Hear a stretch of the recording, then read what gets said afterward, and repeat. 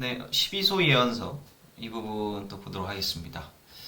12소 예언서들이 이제 호세아부터 시작해서 이제 말라기까지 이렇게 이어져 있습니다. 요 배열은 연대기적으로 되어 있지는 않습니다. 좀 왔다 갔다 해요. 네. 아마도 이 주제적으로 배열이 되고 있는 것 같아요. 전반적으로 보면 이제 심판의 강조점이 있는 예언서들에서부터 해가지고 이 회복에 좀 더 강조점이 있는 그 예언서들로 이제 이렇게 배열이 어느 정도로 되어 있는 것 같고요. 호세아서 같은 경우는 그 유명한 그 결혼 비유에 관한 이야기도 나오지 않습니까? 고멜과 호세아의 그 혼인 이야기. 그게 이제 그 고멜이 호세아를 이제 배반하고 자꾸 도망가는 이야기로 나오잖아요. 그게 하나님께서 그 호세아의 그런 상징적인 결혼을 통하여서 이스라엘과 하나님 사이의 그 깨어진 관계를 이제 이야기를 하고 있는 거죠. 그러니까 호세아서에서 이야기 고발하고자 하는 건 뭐냐면 하나님과 이스라엘 사이의 그 언약 관계가 깨어져 버렸다라고 하는 것을 이야기를 하고 있는 거고요.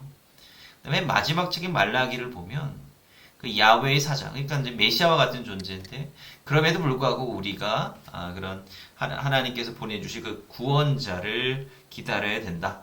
그 메시아에 대한 그런 기다림까지 이렇게 나와 있습니다. 그래서 각 책들의 뭐 이제 개략적인 물론 꼭 예언서도 우리가 이제 대예언서들도 그렇고요. 지금 우리가 간략하게 살펴볼 12예언서도 그렇고 우리가 이제 나눴던 그런 내용보다 훨씬 더 복잡합니다. 그 안의 내용을 보면 상당히 더 복잡한데 이제 개론적인 수준에서 이제 어떤 전반적인 내용이 무엇인가를 이제 설명드리는 거고요. 이게 전부가 아니라 그 안에도 좀 더 우리가 볼만한 내용들, 봐야 되는 내용들이 상당히 많이 있어요. 그래서 이제 각 부분들은 여러분들께서 신경 써서 좀 봐주셔야 됩니다. 자, 일단 첫 호세아. 호세아는 아까 말씀드렸다시피 이스라엘과 하나님의 간극, 이 언약이 파괴되었다라고 하는 거에서 이야기를 하고 있고요. 또 다른 한편에서는 유다와 이스라엘의 하나됨. 물론 이제 호세아는 이제 주로 북이스라엘을 향해 외치는 그 예언들을 하고 있지만 유다에 대해서 좀 언급을 하고 있고 그것이 하나님 안에서 어쨌든 간에 하나 되어야 된다라고 하는 이제 이야기를 좀 하고 있습니다. 그 다음에 이제 요엘이거든요. 이 호세아와 요엘이 그 예언, 12소 예언서 전반을 이제 개괄하는 그런 내용이라고 이제 보시면 될 것 같아요. 요엘 같은 경우는 이제 열방의 어떤 제국들이 예루살렘을 이제 위협한다라고 하는 거죠. 그리고 이제 그 이유가 뭐냐, 목적이 뭐냐, 바로 이 열방을 통해서 예루살렘을 심판하려 하신다라고 하는 거죠. 그러니까 열방의 어떤 제국들이 하나님의 심판의 도구라고 하는 거죠. 근데 하나님의 심판의 도구라는 것은 이율배발적으로 또 하나님께서 또 회복자가 되신다라고 하는 것도 이야기를 하고 있는 것입니다. 그래서 열방에 의해서 멸망당하고 심판당하다 할지라도 거기서 실망하거나 이제 두려워하지 않아도 된다라고 하는 이야기를 주로 하고 있다라고 보시면 될 것 같고요. 아모스, 그러니까 이제 이게 두 축이에요. 하나는 하나님과 이스라엘 사이에 어떤 간극이 있었고요. 그 다음에 또 다른 한편에는 그런 이렇게 언약이 깨어져 버린 상황에서 하나님께서 어떻게 이스라엘 백성들을 돌리시느냐라고 하는데 바로 이스라엘 백성들이 하나님께로 돌아오게 하기 위해서 열방을 통해서 심판하신다라고 하는 것이죠. 그럼 나아가서 그 열방이라고 해서 그럼 하나님 앞에 좀 계속해서 이렇게 좋게 쓰임을 받느냐 아니다라고 하는 거죠. 열방이 교만하고 하나님 섬기지 않으면 그 열방조차도 하나님의 심판의 대상이 된다라고 하는 것을 예언서들에서 이야기를 하고 있는 겁니다.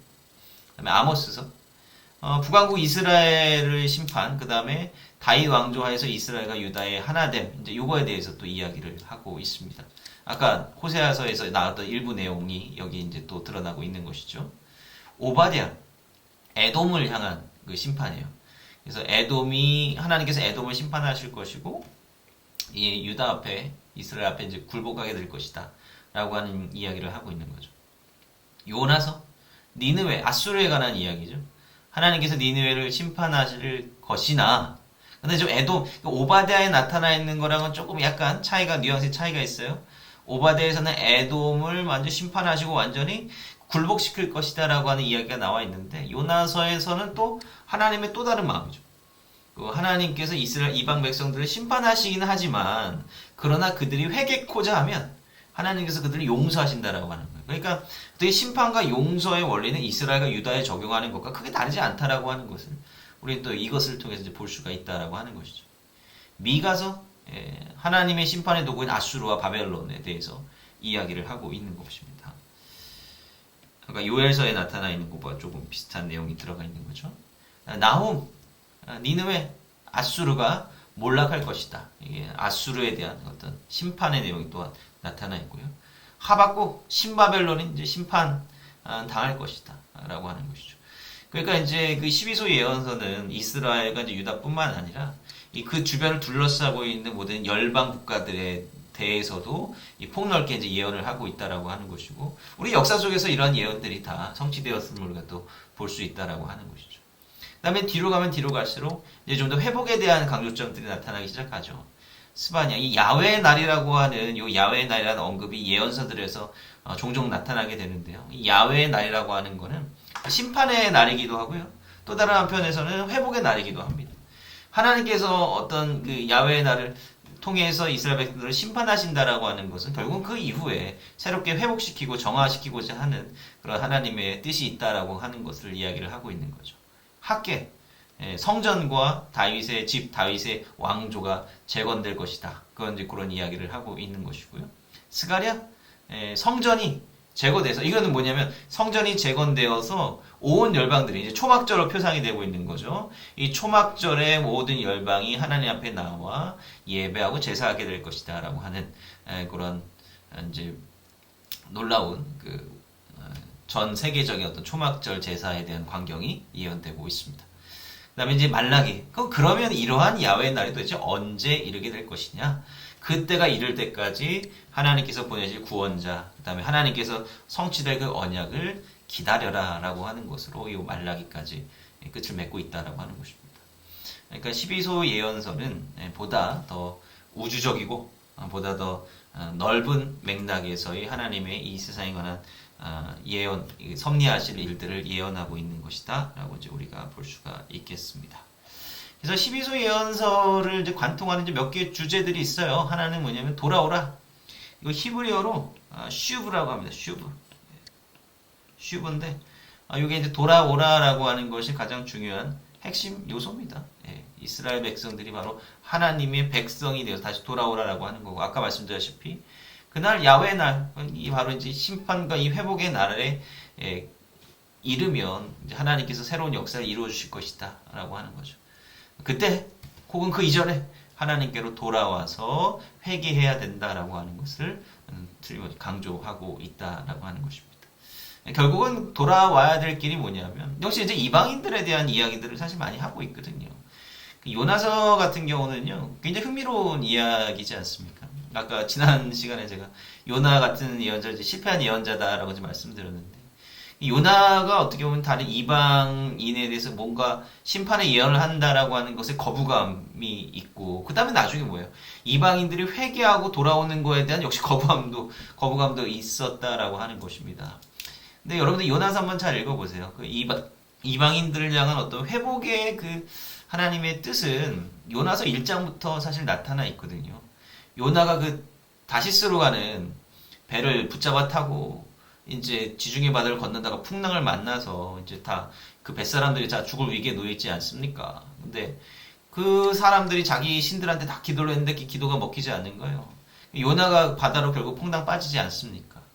그때 풍랑이 멈췄고, 그걸 잘 보면 어떻게 돼요? 그 뱃사람들이 다 하나님 앞에 제사를 드렸다라고 이렇게 기록이 되어 있거든요. 그러니까 이제 하나님께서 이 요나를 통해서 이방인들을 구원하시고 이방인들을 회개케 하신다라고 하는 게 굉장히 중요한 핵심적인 주제 가운데 하나다라고 하는 것이죠. 그래서 이제 예언서라고 하면 우리가 또 이스라엘과 유다만을 염두에 둔 예언이다라고 하는 거 생각을 가질 수 있는데, 사실은 모든 열방을 이제 포함하는 그런 예언이고, 그것이 이제 더욱더 이제 신약 시대 바울 이후로 해서 확장되게 되는 그런 모습을 우리가 이제 볼 수 있게 된다라고 하는 것이죠. 그래서 12소 예언서는 상당히 그 다양한 스펙트럼의 그런 예언의 범위를 이야기를 하고 있다라고 하는 걸 볼 수 있습니다. 자, 그런데 이제 예언이 이제 점점 예언 전통이 사라져가기 시작을 합니다. 구약 성경의 마지막 예언자들이 학계, 스가랴, 말라기의 연대 자체가 좀 불분명하긴 하지만 어쨌든 간에 마지막 책이 학계, 스가랴, 말라기죠. 전통적으로 이 세 명의 선지자를 가장 이제 마지막 선지자들이라고 이제 유대 전통에서 보고 있고요. 그 이후로는 이 예언자들에 대해서 상당히 부정적으로 나타나게 됩니다. 그러니까 느헤미야 6장 12절 보면 거짓 예언에 대한 부분을 아주 상당히 그러니까 예언자들이라고 하면은 아까 보면은 그 예언자들은 이제 별로 긍정적으로 여겨지지 않아요. 이제 거짓 예언자들로 치부를 하게 되는 것이고 이 포로기 이후에 예루살렘 성전과 이제 율법이 이제 재건이 되면서 중요하게 여겨진 것이 뭐냐면 그 토라 율법입니다. 하나님의 말씀은 이제 토라를 중심으로 해서 이제 받아들여지는 거예요. 그 이후로 예언 전통 나타나지 않아요, 더 이상. 그 유대 전통에서도 그렇고 구약 전통에서도 그렇고 거기서 딱 끝나버리죠. 그 신약에서도 예언자들에 대해서는 절대 나타나지 않습니다. 예. 그러니까 이제 사실은 사람들이 세례 요한을 예언자로 이야기를 하고 이제 가이사랴 빌립보에서 예수님께서 물으시죠. 사람들이 이제 나를 뭐라고 하느냐라고 했을 때 뭐 때로는 뭐 선지자, 누구는 뭐 교사, 선생님 뭐 이렇게 부른다라고 했을 때 이 선지자라고 예수님을 불렀다라고 하는 것 자체도 사실은 어마어마한 일이었다라고 하는 것입니다. 왜? 예언자들이 그는 없다라고 이제 얘기를 하니까. 그러면은 그 하나님의 말씀이 어떻게 전달되는 것이냐? 바로 말씀을 해석하는 걸로 이루어진다라고 보는 거예요. 토라의 말씀을 통해서 우리 삶에 하나님의 말씀이 전해진다라고 하는 것이고, 또 이제 신약에서는 어떤 존재를 통해서 하나님이 그 말씀을 전해 주십니까? 바로 천사들이 나오잖아요. 천사 같은 이제 존재를 통해서 하나님의 말씀이 이제 전해지는 이제 그런 전통으로 좀 변해 간다라고 이제 우리가 성경을 통해서 이제 볼 수가 있는 것이죠. 그래서 아무튼 이 포로기 전후를 통해서 가장 차이가 나는 건 뭐냐면 예언 전통이 이제 서서히 쇠퇴하고 이제 말씀 중심의 종교로 이제 유대교가 태동을 한다라고 하는 것입니다. 아까 에스겔서에서 제가 뭐 잠깐 동안의 성소라고 하는 용어를 이제 말씀드렸는데요. 요게 히브리어로 미크다시 메아트라고 하는 거예요. 미크다시 메아트라고 하는데 요게 유대인들은 이게 회당의 기원이 되는 것이라고 이제 생각을 합니다. 회당. 뭐 성전을 진짜 뭐 막 여기저기 지었다는 얘기가 아니라 그때부터 이제 회당이 지어지기 시작했고 회당이라고 하는 것이 결국 뭐냐면 하나님의 말씀을 토론하는 그런 장소였어요. 이 회당이라고 하는 건 종교적인 장소라고 보기는 어렵습니다. 적어도 성전이 존재했던 시대 때는 예수님께서도 회당에서 말씀을 전하셨던 그런 때가 많이 있으셨잖아요. 그러니까 성경을 해석하고 그 성경을 통해서 하나님의 어떤 뜻과 그 말씀을 이제 이해하는 자리가 바로 회당이었다라고 하는 것이죠. 그래서 이제 유대교라고 하는 종교 자체는 요 회당들을 중심으로 한 토라 해석의 종교가 바로 이제 유대교라고 이제 보시면 되겠습니다. 그런 차원에서 이 성전을 중심으로 했던 1차 성전의 이스라엘의 종교와 이후의 유대교의 모습은 좀 그 강조점이 다르다라고 이제 보시면 되겠고요. 이후에 2차 성전이 지어지잖아요. 2차 성전이 지어지고 난 다음에는 제사와 이 말씀 토라 해석 전통이 같이 양립을 하게 된다라고 하는 것이고, 그 다음에 2차 성전도 완전히 로마 시대 때 무너지지 않습니까? AD 70년 디도 장군에서 완전히 다 무너지게 된 다음에 지금까지 그 이후의 유대교는 어쨌든 간에 뭐 성전을 다시 재건할 수는 없으니까, 왜냐면 그 모리아산을 다시 재점령을 해서 거기다가 세워야 되는데 거기에 황금도 모스크가 지금 서 있거든요. 그거 무너뜨리면 3차 세계대전이 일어날 수도 있습니다. 그걸 무너뜨리지 못해요. 네. 그래서 성전이 재건되는 그날까지 이제 우리는 말씀 중심의 그 순종이 제사보다 낫다 이거죠. 네, 바로 토라를 열심히 지키는 것이 속죄의 의미를 갖는 것이다라고 하는 이제 믿음 전통을 여전히 지금까지 갖고 있다라고 하는 것이고요. 예루살렘 그 성전산 근처에 가면 그 Temple Institute라고 하는 성전 연구소라고 하는 게 있어요. 네, 거기 혹시 뭐 여러분들 나중에 이스라엘 갈 일이 계시면 거기 한번 가보시면 이스라엘 사람들이 유대인들이 이미 다 성전 준비를 다 해놨습니다. 모든 성전 기물들을 다 만들어놨어요. 금으로 막 다 만들어놨습니다.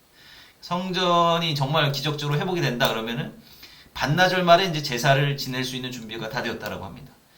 뭐 모르긴 모르지만 무슨 레위인들도 다 있대요. 예, 제사를 드릴 수 있는 합법적인. 뭐 모르죠. 뭐 진짜 혈통인 건지 아무튼. 그렇다라고 하니 아무튼 여전히 이제 유대인들은 말씀 중심의 종교를 가지고 있지만 이 제사에 대한 그런 중요성도 여전히 그런 인식을 가지고 있다라고 하는 것을 우리가 생각해 볼 수 있겠죠. 자, 이렇게 예언서는 이렇게 좀 마무리를 하겠습니다.